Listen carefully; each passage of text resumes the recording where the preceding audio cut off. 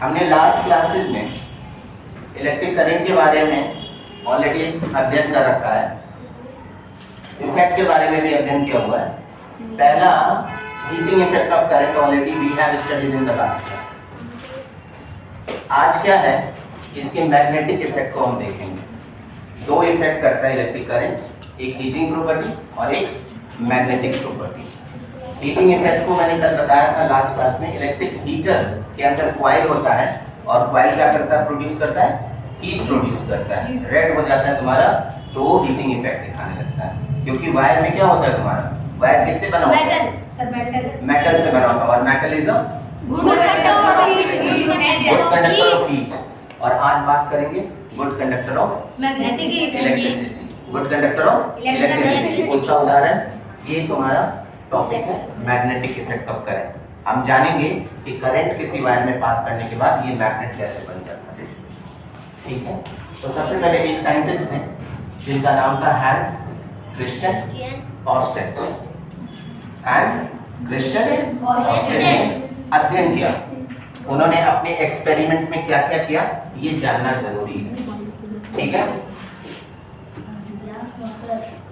तो उन्होंने क्या किया, एक बार मैग्नेट लिया और एक कंपास निडल लिया। Compass needle, bar magnet. तो बार मैग्नेट ये है आपका, जिसके दो पोल होते हैं, नॉर्थ एंड साउथ। और इसको हैंग करोगे किसी उससे, तो अगर ईस्ट वेस्ट में भी तुम हैंग कर दो तो ऑटोमेटिकली ऐसे आकर करके नॉर्थ साउथ में इंक्लाइन हो जाएगा तुम्हारा। बार मैग्नेट के दो पोल होते हैं नॉर्थ साउथ। इसके कितने भी भाग करो, हाँ, अगर मैं यहाँ पे 3 भाग कर दूं, इसके 3 भाग कर दूं, 1 भाग 2 भाग, ये बन जाएगा north south, north south, north south. Each part has 2 poles, north and south, और it always incline in the direction of north south direction. Direction of bar magnet, direction of compass needle, each and every one has the direction NS direction. N का मतलब north, S का मतलब south, north south direction. तो इन्होंने experiment क्या किया कि ये तुम्हारा कंपास निडल है और ये तुम्हारा क्या है, बार मैग्नेट है। हाँ, तो बार मैग्नेट को किधर लेके जा रहे हैं, कंपास निडल के पास लेके जा रहे हैं। Bar magnet brought near the compass needle, what will happen in the compass needle? compass needle में क्या होता है, compass needle में जैसे ही ये पास में आता है बार मैग्नेट, ये compass needle की क्या होती है, सुई क्या होती है, डिफ्लेक्ट होना स्टार्ट हो जाती है। sometimes this side, sometimes this side। अब डिपेंड करता है कि पोल का, ऐसा भी तो हो सकता है, ऐसा हो सकता है, this is north and this is south, तो उसका जो डिफ्लेक्शन होगा दूसरी साइड होगा। ये बात हमेशा याद रखें, ये पेपर में फंसाते हैं, 10th में क्वेश्चन आता है कि इसके पास हम क्या लाते हैं, नॉर्थ साउथ में आता है और कभी साउथ नॉर्थ में आता है। तो डिफ्लेक्ट किया, कंपास निडल डिफ्लेक्ट हो गया। पहला तो ये था तुम्हारा हैंस क्रिस्टियन ऑस्टेट का। दूसरी बार इन्होंने क्या किया, एक इलेक्ट्रिक करंट लिया, एक इलेक्ट्रिक करंट वायर पास कर रहा है, एक वायर लिया, एक वायर में इलेक्ट्रिक करंट पास हो रही है तुम्हारी। पास होने के बाद जैसे ही कंपास निडल को ला रहे हैं, इसमें भी क्या हो रहा है, तुम्हारा डिफ्लेक्शन हो रहा है। कंपास निडल को जैसे यहाँ पे रख रहे हैं, यहाँ पे क्या हो रही है, डिफ्लेक्शन हो रही है। तो इसका मतलब ये क्या होगा, when electric current passes through a wire it behaves like a magnet. अगर ये मैग्नेट की तरह बिहेव नहीं करता तो आपस में ना तो अट्रैक्शन होगा ना तो रिपेलिंग नेचर होगा। ठीक है, तो डिफ्लेक्शन होने का मतलब ही है कि ये मैग्नेट इसमें है। आपको पता है क्या है, कंपास निडल क्या है, it is a tiny magnet, it is a tiny magnet. तो ये मैग्नेट ऑलरेडी है, तो क्या ये इसमें करंट पास हो रहा है, ये भी मैग्नेट की तरह बिहेव कर रहा है? यस। वायर में जब भी इलेक्ट्रिक करंट पास होता है तो क्या किस तरह बिहेव करता है, मैग्नेट की तरह। आइए एक इलेक्ट्रिक सर्किट में वायरिंग डाल करके देखते हैं कि क्या होता है। हाँ, और इसी यहाँ पे हम इलेक्ट्रोमैग्नेट को भी डिफाइन करेंगे। आप देख रहे हैं सारी इलेक्ट्रिक क्या है, ये सर्किट है, बैटरी है, यहाँ स्विच लगा हुआ है।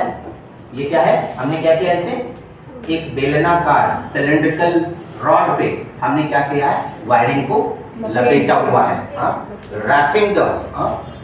Wrapping the wire on the cylindrical. ठीक है, सिलेंड्रिकल लाइक स्ट्रक्चर जो भी बोलो, और जैसे यहाँ से करंट पास हो रहा है तो करंट का डायरेक्शन ऐसे ऐसे ऐसे ऐसे करके जा रहा है, आपको दिखाया गया है। और इस पे जैसे ही कंपास निडल पास में लाते हैं, कंपास निडल जैसे ही पास में लाते हैं, ये क्या होने लगता है? डिफ्लेक्ट होने लगता है। तो इसका मतलब ये है कि ऑलरेडी ये टाइनी मैग्नेट है, ये भी किस तरह बिहेव कर रहा है? मैग्नेट की तरह बिहेव कर रहा है। अब डिपेंड करता है डायरेक्शन पे, तो डायरेक्शन आप देख लीजिए, इधर से करंट आ रहा है या इधर से करंट आ रहा है, वो उसकी चर्चा बाद में हम करेंगे।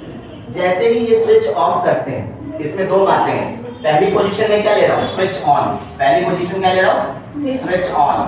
अब मैं जैसे ही स्विच ऑफ करूंगा, स्विच ऑफ, तो इसकी प्रॉपर्टी क्या हो जाएगी? लॉस्ट हो जाएगी। इसकी प्रॉपर्टी लॉस्ट हो जाएगी। तो वैसे मटेरियल को हम क्या कहते हैं? इलेक्ट्रोमैग्नेट। वैसी मटेरियल को हम क्या कहते हैं? इलेक्ट्रोमैग्नेट। मैग्नेट। तो अगर जब तक स्विच ऑन होगा तब तक इसमें मैग्नेटाइज कर रहा है प्रॉपर्टी, ठीक है, मैग्नेट की तरह बिहेव कर रहा है। जैसे स्विच ऑफ कर रहे हैं तो इसकी मैग्नेटिक प्रॉपर्टी क्या हो जाएगी?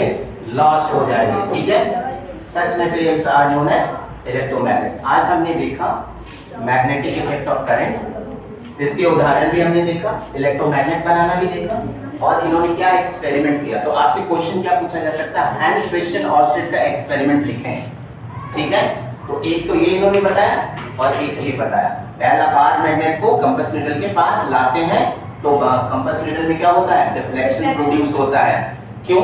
क्योंकि compass needle is a tiny magnet और bar magnet is also magnet. उसी तरह ये वायर, करंट कैरिंग वायर में हम जब कंपास निडल को पास लाते हैं वहां भी डिफ्लेक्शन देता है, वायर में वहां भी डिफ्लेक्शन देता है। तो इससे पूरी बात समझ में आती है कि करंट के पास अपनी मैग्नेटिक इफेक्ट है। करंट अगर वायर में करंट प्रोड्यूस कर रहा है तो वहां मैग्नेटिक